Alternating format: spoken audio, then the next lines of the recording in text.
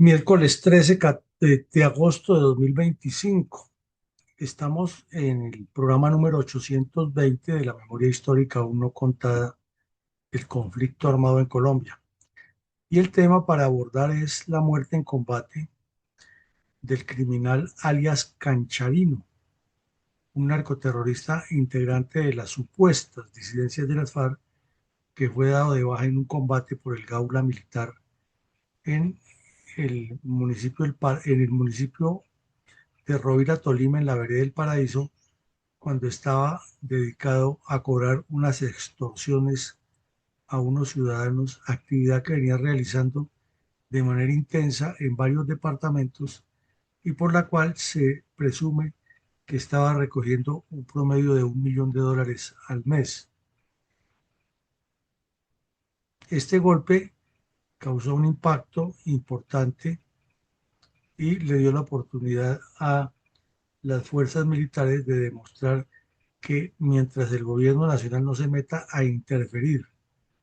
en los asuntos militares y a hacer componendas con los bandidos, se pueden golpear y eliminar, algo que al señor Petro no le gusta mucho, ya que todos estos criminales son de sus afectos. Adelante. Coronel, Sí, ¿cuál es la, adelante. Sí, sí. cuál es la importancia geoestratégica del paradisíaco municipio de Rovira, ubicado en el centro occidente del hermoso departamento del Tolima, para el prolongado asentamiento de las estructuras narcoterroristas de las FARC, y en este caso particular, sus cuadrillas, que ahora dicen llamarse como disidencias buscando desligarse de su tenebroso pasado y cuyo cabecilla actual es el terrorista alias Calasca Córdoba? Coronel, el departamento del Tolima también queda en el centro occidente de Colombia. Y este municipio de Rovira, Tolima, queda en el centro occidente del departamento del Tolima. Si aquí vemos el departamento en la infografía, está en el centro occidente. Y si vemos ya dentro de ese departamento, el municipio de Rovira también está en el centro occidente, a muy pocos kilómetros de distancia, su casco urbano de la capital del Tolima, que es Ibagué. Es más, en los límites rurales de Ibagué coinciden con los límites rurales del Rovira sobre el eje de la cordillera central. Y ambos municipios se parecen también en que están sobre la parte más oriental de la cordillera central cuando comienza a descender al Valle del Magdalena. Esa es una característica muy especial de ese municipio. La otra es que por estar sobre el piedemonte de la cordillera central, hacia el occidente, obviamente es montañoso y llega hasta la parte más alta o más fría de la cordillera para luego descender al Quindío. Quiere decir que ese municipio prácticamente llega a tener límites con el Quindío, prácticamente. Y que por el oriente, al descender al Valle del Magdalena, tiene salida hacia Bogotá, queda muy cerca de la capital. Hacia el sur llega a los municipios conflictivos históricamente de Río Blanco, Chaparral, Herrera, Santiago Pérez, etcétera. Y hacia el norte, siguiendo por la cordillera, no solamente que pasa Ibagué, sino que se dirige a la zona históricamente conflictiva de Anzoátegui, Santa Isabel y el Líbano. Como vemos, tiene una ubicación muy importante, está muy cerca de la carretera nacional que cruza Ibagué la cordillera y cae al municipio de Armenia en el Quindío o del famoso túnel de la línea que une también a las dos capitales. Es un municipio fundamentalmente agropecuario, tiene una larga historia de producción de diferentes cultivos de clima cálido, incluido el café, y ya clima templado el café, y en el clima cálido también se consiguen algunos productos de temperatura más fuerte. Infortunadamente, desde hace más de 6 décadas, por ser un sitio ubicado entre la cordillera y el Valle del Magdalena, y en todo el centro del Tolima y punto de paso hacia el norte y hacia el sur o hacia el oriente y occidente, ha sido afectado por la presencia de diferentes cuadrillas de bandidos en las diferentes etapas también de la violencia en Colombia.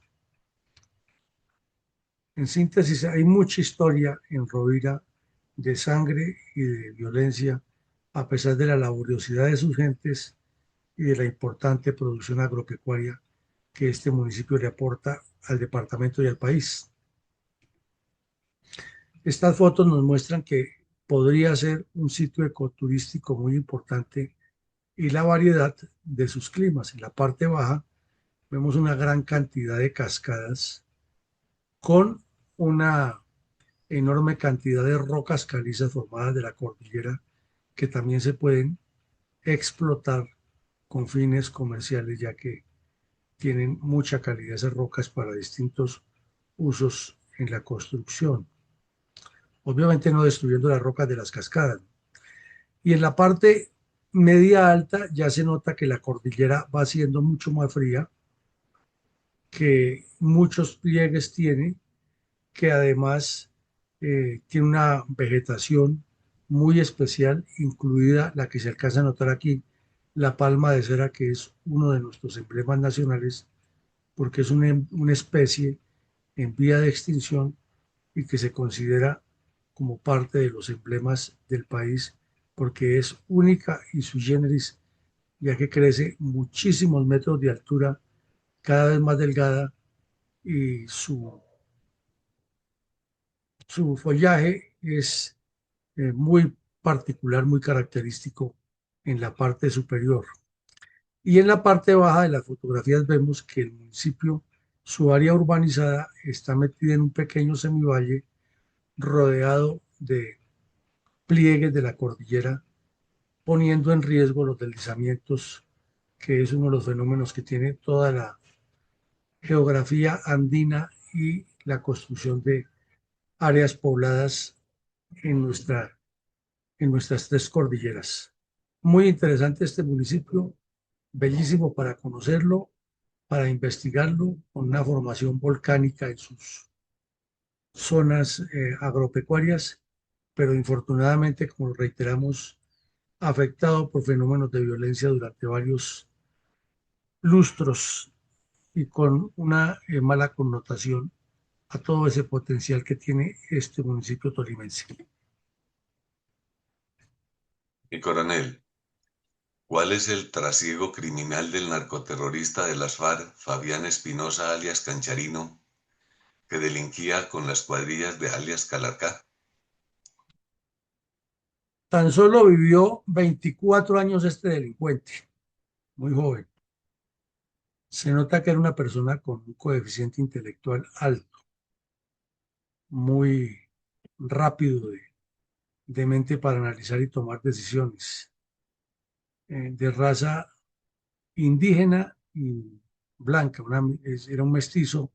de indígenas y blancos. Tenía un extenso prontuario, inició a delinquir cuando lo reclutaron el Gago Joaquín Gómez y Fabián Ramírez, siendo un niño de 12, 13 años, cuando las FARC ya estaban negociando la paz con el señor Juan Manuel Santos. Cuando se produce la supuesta desmovilización de las FARC, este bandido se queda en los campamentos de las FARC porque hasta ahora tenía 16 años, 15 años tenía. Y entonces no lo entregaron dentro de los que desmovilizaron, sino lo dejaron dentro de esos campamentos donde siguió dedicado a lo mismo, a delinquir con el cuento de que estaban en paz. Cuando ya se firma la paz, entonces ya tiene 17 años de edad y Gentil Duarte y otros bandidos, Mordisco y Calarcá, dicen que ellos no se desmovilizan, entonces se va con ellos y por lo vivaracho que era, de una vez pasa a integrar una cantidad de grupos de las milicias y de las estructuras de cobro de extorsiones y de venta de narcóticos y de amedrentamiento de personas y empresas,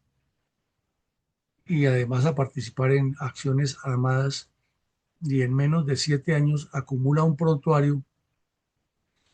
que en una situación de justicia de Estados Unidos le hubiera dado por lo menos para 10 cadenas perpetuas. Es aterrador lo que este bandido hizo en 7 años de existencia, entre los 16 y 23 años, 24 años, en las cuadrillas de Calarcá. Más adelante veremos algunos datos acerca de este prontuario, pero resumamos lo que es un hijo del Gabo Joaquín Gómez y de Fabián Ramírez,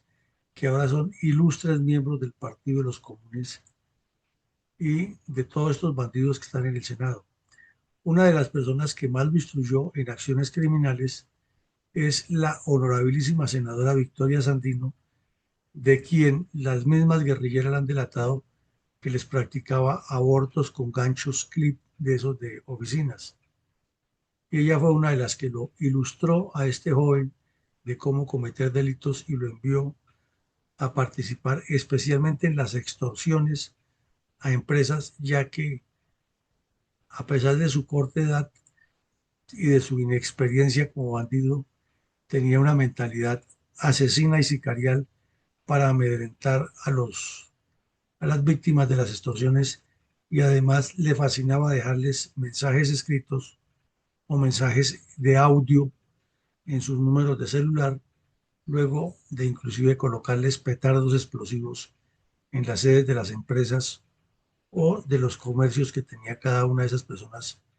a quienes extorsionaban. Adelante, mi coronel. Mi coronel, ¿por qué la gobernación del Tolima ofrecía una recompensa de 300 millones de pesos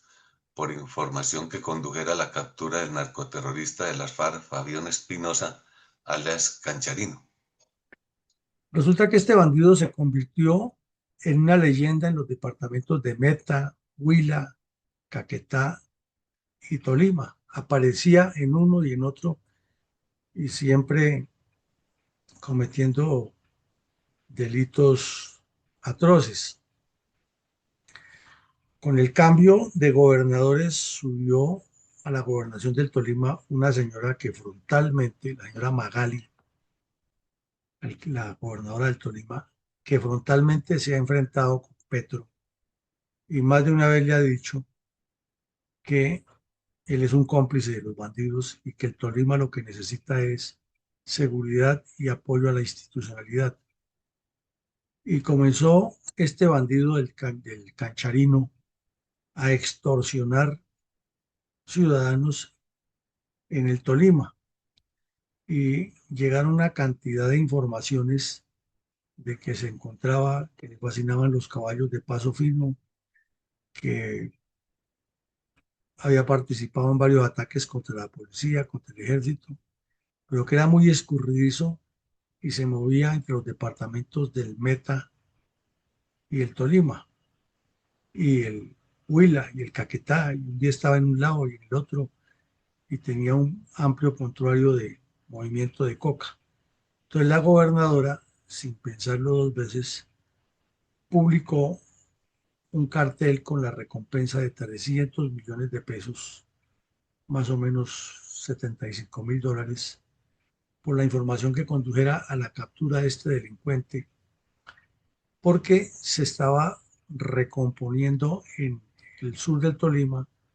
lo que antes se llamaba Comando Conjunto Central, que estuvo bajo el mando de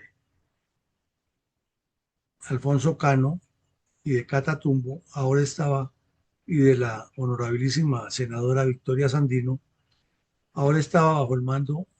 de Calarcá y de este bandido del tal Cancharino. Su nombre es Fabián Guillermo Espinosa Arboleda, alias Cancharino o Rodrigo Castro. Eran los dos alias que usaba. Y la información comenzó a surtir efecto hasta que alguien delató el paradero. Dentro de los crímenes que se le tenían plenamente ubicados, plenamente determinados, en que ha participado además de las múltiples extorsiones y envío de coca, y cocaína hacia el exterior, estaba una emboscada a unos soldados en el sector de San Juan de Lozada, en la Macarena Meta, en el año 2019. Se decía que en ese momento estaba coordinando las milicias bolivarianas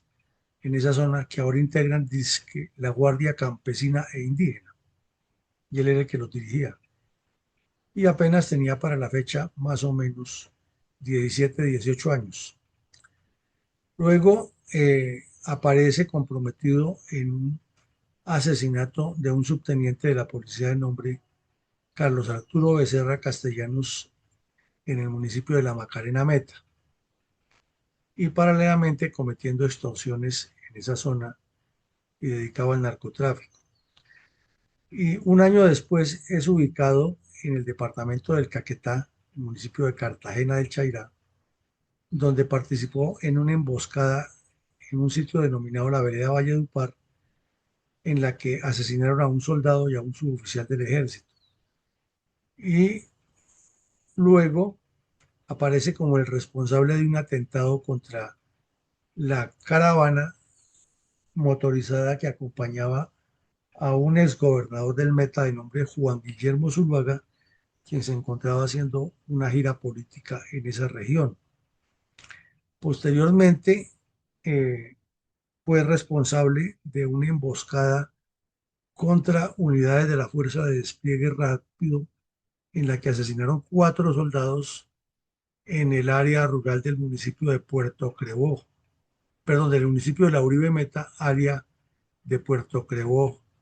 que queda bien alejada y prácticamente en la selva amazónica. Y luego el punto que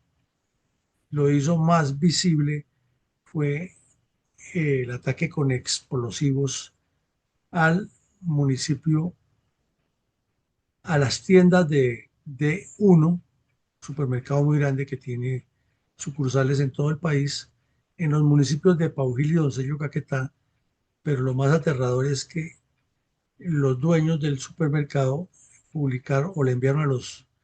a los organismos de seguridad y de investigación los audios en los cuales con voz firme y directa les decía que con esos atentados los había anunciado que cumplieran con el pago de las extorsiones que le estaba pidiendo, porque luego vendrían, sin pensarlo dos veces, incendios de vehículos, secuestros de funcionarios del D1 y asesinatos de personas, de la propietarios o accionistas del D1, ya que en esa región donde él estuviera, todo el mundo tenía que cotizarle, eran las palabras que utilizaba, o sea, darle dinero a las FARC so pena de ser asesinado. Todo eso hizo que la gobernadora publicara la recompensa, 300 millones, porque además, al llegar al Tolima, se dedicó a extorsionar a todos los finqueros de la región.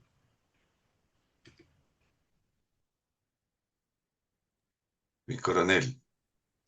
por favor nos explica cuáles son los pormenores del atentado terrorista de las FARC contra las sedes de las tiendas de Uno en el municipio de Doncello y Paujil, en el departamento del Caquetá, que identificaron a Cancharino de responsable y de su presencia en el lugar y de estos hechos. Es que resulta que eh, el atentado contra uno de los supermercados ocurrió el 11 de junio de 2024. Entonces, las unidades de inteligencia militar, con base en informaciones que tenían y en algunos datos que dieron los dueños de D1, comenzaron el seguimiento de los bandidos y una semana después capturaron a Jesús David Cano, alias David Morales, quien era el de jefe de todos los que recogían dinero para las FARC en una zona del Caquetá. Este bandido estaba vinculado en varios asesinatos y secuestros, en el mes de marzo del mismo año, y tenía también área de acción entre Algeciras y Garzón en el Huila. Entonces, dentro de los documentos que se le encontraron a este tipo y lo que él confesó, contó que además había intereses de colocarle cargas explosivas al municipio del Doncello, Caquetá. Y fue cuando eh, le dijeron sí, que si estaba relacionado con el ataque terrorista a Doncello, Caquetá, y al principio el bandido lo negó, pero ya teniendo la claridad, encontraron eh, audios en el celular de este bandido con los cuales el propio Cancharino les decía palabras textuales a los dirigentes del D1: si no se presentan, comenzaremos entonces a actuar contra trabajadores, dueños o encargados, lo que sea, de esos almacenes en los diferentes municipios. Voy a acabar con la distribución que usted hace en el Huila. Entonces no se asuste que en cualquier momentico le suena, pues, un carro quemado, un chofer tiroteado o la casa bombardeada a punta de bombas. Esa grabación se la encontraron al tal David Cano. Y pues con esa información ya se le inició el proceso penal por esos hechos a Cancharino, que ya tenía otras investigaciones. Y también condujo a la información de que varios comerciantes y ganaderos de San Vicente del Caguán estaban recibiendo los mismos mensajes y que al sumar una cuota con la otra era de aproximadamente 4.000 millones de pesos al mes lo que recibían estos bandidos de esa cuadrilla en los tres departamentos, es decir, el equivalente a $1.000.000. De esa manera ocurrió el atentado, ya que no le enviaron el pago e inmediatamente procedió a atentar y ya se tenía plenamente identificado que era el tal Cancharino. Eh, Eso más o menos fue lo relacionado con el supermercado. También se publicó otra grabación en la que él le decía a los bandidos de las cuadrillas: vengo haciéndole un llamado a los supermercados de uno. Yo sé que este es el número del señor encargado del D1 en Paujil y Doncello. Manden un delegado si les da miedo venir. Lo mismo que hicimos anoche fue una demostración de que aquí somos capaces de hacer lo que queremos.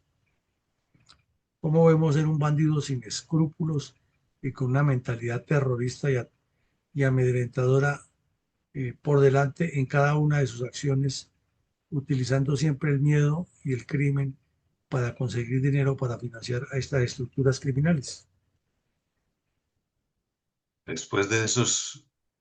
pormenores, ¿cómo reportaron los medios de comunicación el combate donde perdió la vida el narcoterrorista de las FARC, Fabián Espinosa, alias Cancharino, sostenido por el Gaula de la Sexta Brigada en la vereda del Paraíso del municipio de Roncesvalles en febrero del 2025? Pues se publicó una información inicialmente muy escueta de que en una operación del Gaula Militar de la Sexta Brigada, que estaba buscando a este bandido en una zona rural, de la cual se tenía información donde había llegado y donde tenía su epicentro, y obligaba a los comerciantes a ir a entregar los recursos o las cuotas extorsivas. eh, Habían ido a buscarlo y estando en el proceso de buscarlo, tuvieron un combate de encuentro, no fue un golpe de mano directo, y toda la estructura que andaba con este bandido fue neutralizada. El que más ofreció resistencia fue él y fue eliminado rápidamente por los soldados, y los demás bandidos se entregaron inmediatamente para no caer en combate, donde se nota lo cobardes que eran, porque no combatieron, no se enfrentaron, sino que rápido dijeron que se entregaban,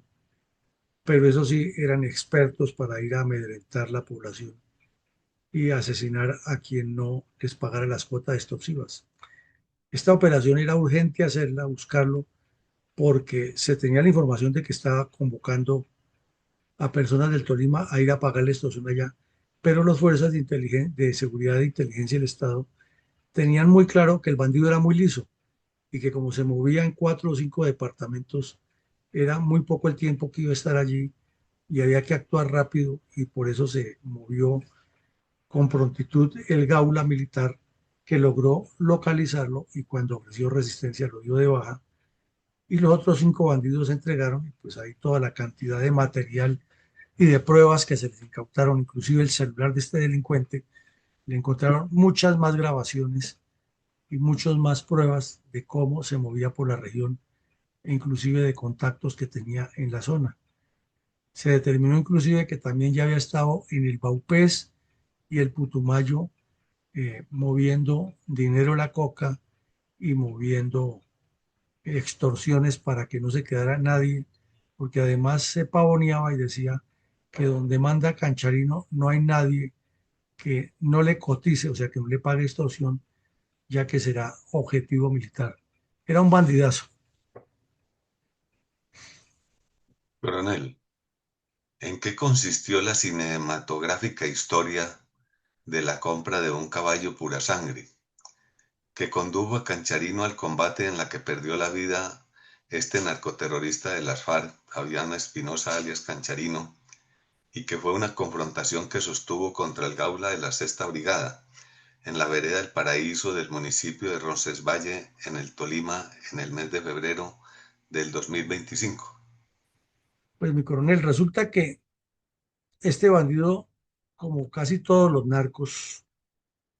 son enamorados de los caballos finos. Y fue y compró en el Cauca, mandó comprar en el Cauca, en un criadero, un caballo finísimo que costaba cerca de $100.000, más o menos 500 millones de pesos colombianos, casi 500 millones de pesos colombianos. Y para tenerlo en el Tolima, en un área, como ya lo dijimos, muy de buenos pastos, y usarlo únicamente cuando viniera. Entonces, por alguna razón llegó la información a la Sexta Brigada que había un caballo fino en la región del Paraíso de Rovira, Tolima, que era un caballo completamente diferente a los de la región y obviamente llamó la atención entre los campesinos. Y que ese caballo estaba bajo vigilancia de los muchachos, como le dicen a los bandidos de las FARC. Entonces se tenía ya la información previa que acá en Charino le gustaban los caballos de paso fino, los caballos de pura sangre, y que había comprado uno en el Cauca. Entonces le tomaron las fotos al animal, el video, y fueron a cotejar en el Cauca, y era de la misma crianza de donde se sabía que Cancharino, en complicidad con los narcos del Cauca, lo había comprado. Entonces ya la información era mucho más exacta y determinaron el lugar a donde estaba el caballo y en la aproximación hacia ese sitio fue que se encontraron de manos a boca con el bandido y se presentó el combate en que lo eliminaron. Entonces dejó un rastro que a la final lo llevó a su caída, ya que como decimos era demasiado liso y cambiaba de lugar permanentemente y no era fácil localizarlo, pero este rastro sí fue definitivo porque no hay crimen perfecto. Por ende tiene ribetes de cinematográfica la operación contra este bandido. Y después de esa operación, ¿qué otras informaciones se conocieron en los medios de comunicación acerca del prontuario criminal de alias Cancharino, adicional a los que nos relató anteriormente? Pues que de manera independiente en varios juzgados del Caquetá y del Cauca y del Huila y del Tolima tenía otra serie de órdenes de captura. Tenía, por ejemplo, una de reclutamiento de menores forzado, lógicamente, y concierto para delinquir con fines de homicidio, extorsiones, narcotráfico, homicidios, ataques a la fuerza pública, eh, y que había participado también o había sido jefe de una cuadrilla temporalmente, de la cuadrilla Joaquín González, también de las FARC, pero que muy pronto el tal Calarcá lo había retornado a que siguiera de jefe de extorsiones y finanzas por toda la región, porque era mucho más productivo en esa parte con la extorsión que en la misma cuadrilla, ya que se le limitaba su área de acción. En cambio, mientras se pudiera mover por varios departamentos, tenía la posibilidad de eliminarlos. De manera habilidosa, el señor Petro, ante la presión de la gobernadora del Tolima, publicó una nota en la página web y en su tweet, que le fascina enviarlo, que el gobierno del cambio estaba cumpliendo eliminando criminales. Eso es un cuento bien reforzado, porque en el fondo Petro siente en el alma la muerte de estos bandidos, ya que él es de los mismos.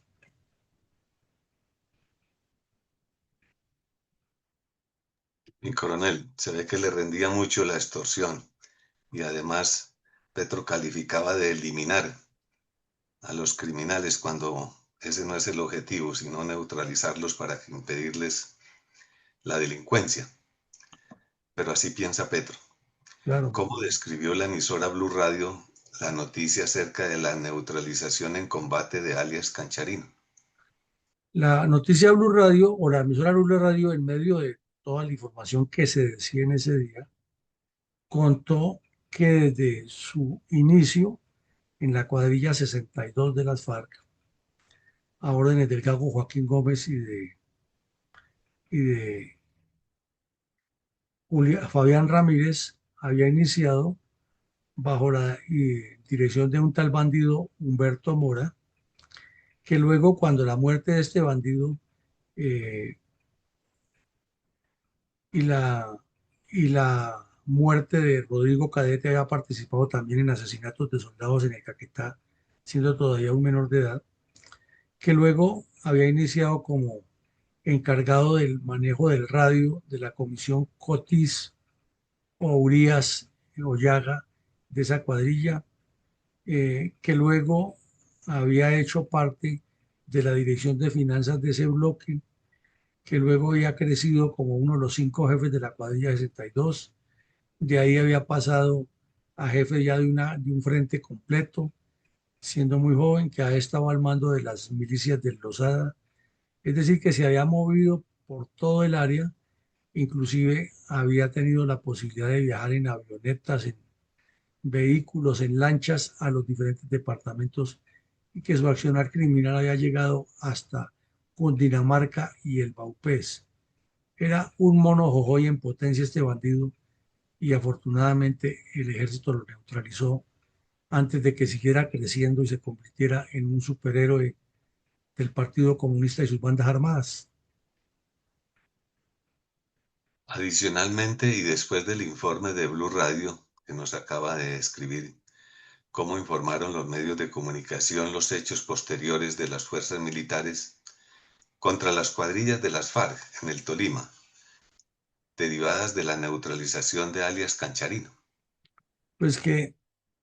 había otro bandido de nombre alias Fabián, nunca se supo un NN, que ya había montado otra estructura de este mismo grupo en el sector de Icononso, mucho más al oriente del Tolima, en límites con Cundinamarca. Y ese dependía de la famosa cuadrilla Joaquín González, a la que ha pertenecido durante un breve tiempo el tal Cancharino, ha sido jefe y se la ha entregado a él. Y resulta que en una operación realizada por el ejército, también con información exacta, fue capturado el tal Fabián con una cantidad de documentos y elementos probatorios que indicaban el nexo que ha tenido con el tal Cancharino y cómo era que el Calarcá estaba reorientando todo el proceso de crecimiento de las nuevas FARC en el departamento del Tolima con dirección a Cundinamarca, y se corroboró ahí que también varios finqueros de Cundinamarca habían sido extorsionados por Cancharina. O sea, hasta después de la muerte, ese bandido sigue causando de qué hablar y se siguen ubicando acciones criminales cometidas por él y sus secuaces.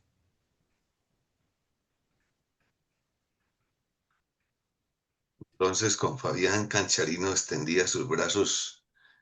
terroristas hacia el sur de Cundinamarca. Exactamente, mi coronel. Mi Y coronel, con reverencia, rindamos un minuto de silencio con admiración y respeto en memoria de todas las víctimas que han sido asesinadas por los bandoleros del ELN y de las FARC, en especial durante los 9 años posteriores a la tramposa firma del pacto acordado y después incumplido entre Santos y los narcoterroristas denominados como disidencias, y con su política llamada y partido político llamado los comunes.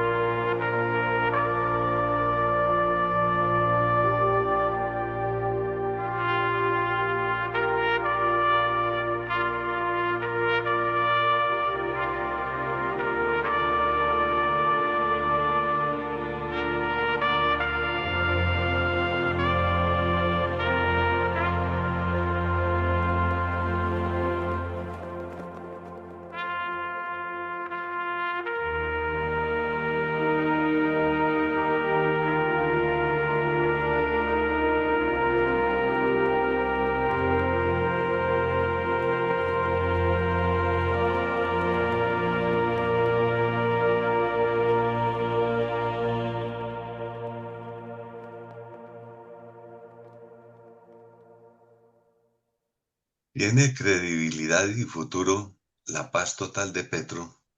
si vemos en detalle los hechos concretos de la ideología de combinar todas las formas de lucha del Partido Comunista y en este caso particular de sus grupos terroristas del ELN y de las FARC, que el iluso gobierno actual terminó promoviendo y explicando con embeleco mal llamado como paz total? es que es un embeleco, mi coronel, es un error, es un engaño, es una mentira, una farsa. Eh, Mientras el señor Petro habla de paz total, mientras el señor González Pozo, que fue también terrorista del M-19 y ahora es mediador de paz, tuvo el cinismo de decir que eran unos bandidos que hasta ahora se estaban conociendo y que eso era fácil negociarlos porque lo que faltaba era organizarlos en una mesa para que dejaran de hacer daño al país. Vemos cómo piensan, cómo actúan, de dónde vienen, quién los formó. Ayer veíamos que el terrorista dado de baja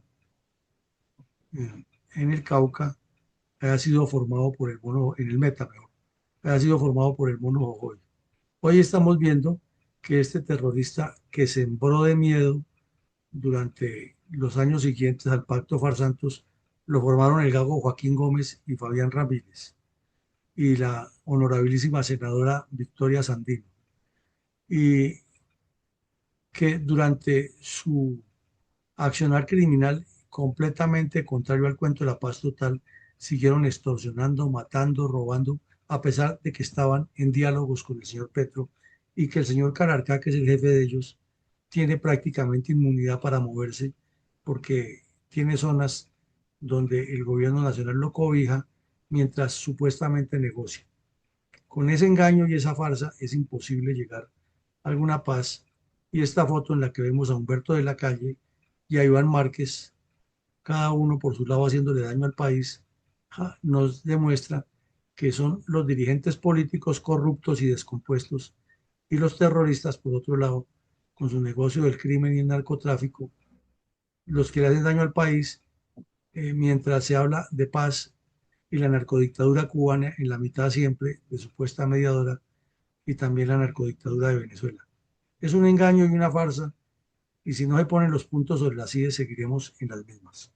Adelante con su comentario, mi coronel. Gracias, mi coronel. Comentario sobre el capítulo 820 de la Memoria Histórica de la Fundación Excelencia, Liderazgo y Transformación. Durante el presente año han perdido la vida varios integrantes del grupo terrorista que se autodenomina Fuerzas Armadas de Colombia, alias FARC, de donde surgió el ahora partido político llamado Común. Las FARC son un grupo criminal, de ideología comunista que desde hace años ha pretendido imponer en Colombia, por la vía de las armas y del crimen, un sistema de gobierno de naturaleza tiránica, basado en las ideas marxistas. Teoría que es puramente idealista, que llega a ser una utopía impracticable para el ser humano, puesto que es solo una referencia teórica de perfección que de ninguna manera es adaptable a la naturaleza del hombre. Conceptos que la mente humana pueden crear en forma puramente académica y mental, pero que no son ejecutables en la vida real, que solo sirven como referencial de una perfección a la que se puede aspirar, mas nunca es posible llegar. Con el inconveniente de que si se convierte en una fanática obsesión dentro de la mente humana, entonces se llega hasta pensar con grave error que se debe imponer por la fuerza bruta. Entonces, el error es en la forma como esa perfección se quiere alcanzar, mas no en ella misma. Pero las personas que no tienen clara esa visión llegan a creer que ellos tienen el deber de implantarla como sea, sin recatar ninguna de las crueles y violentas formas de lucha del comunismo. En la medida en que el pueblo vaya conociendo la verdad y dándose cuenta de los grandes errores que ha cometido en la búsqueda de un fin imposible, toda Colombia será más sensata para no seguir cometiendo los graves errores del pasado. Y para eso es necesario saber con detalle todo lo acontecido durante nuestra cruenta historia nacional, para que no volvamos a caer en esos mismos errores. Por eso la Fundación Excelencia, Liderazgo y Transformación a diario se empeña en difundir con plena veracidad y sin acomodos ni adaptaciones la forma como acontecieron los hechos. Porque los varios intentos de contar el pasado han sido tergiversados, desafortunadamente por la mala intención de ocultar las culpas, lo que sucedió con los informes del sacerdote Germán Guzmán Campo y el jesuita Francisco de Rux, además de que no podemos olvidar a tantos colombianos heroicos que han sido víctimas del terror comunista, tanto los ciudadanos corrientes como las heroicas tropas que merecen nuestro mejor reconocimiento y gratitud. Y mientras no tengamos el ferviente deseo de confesar plenamente nuestros pecados, no será posible ni el arrepentimiento, ni el remordimiento, ni el perdón. Y con ello, la anhelada paz. Muchas gracias, mi coronel. Bueno, mi coronel, muchas gracias. Muy amable, exactamente. Es que la paz es un anhelo del pueblo colombiano, pero para los bandidos y para el señor Petro son un medio, cada uno de sacar ventajas, igual que hizo Juan Manuel Santos. Y así es imposible porque si todos los vectores no apuntan al mismo objetivo, pues jamás se logrará esa paz. Esta noche tendremos otro análisis de temas estratégicos y estructurales para formar estadistas con visión de estrategas en Colombia y mañana retornaremos nuevamente a nuestra actividad de la memoria histórica sin parar en esta tarea de reconstruir los hechos que nos demuestran cómo el comunismo con sus brazos armados y desarmados le ha hecho tanto daño a Colombia y el país sigue desinformado. La academia y los medios de comunicación tampoco aclaran, pero Colombia sigue sobreviviendo a este embate. Feliz día para todos y que Dios nos siga iluminando y bendiciendo.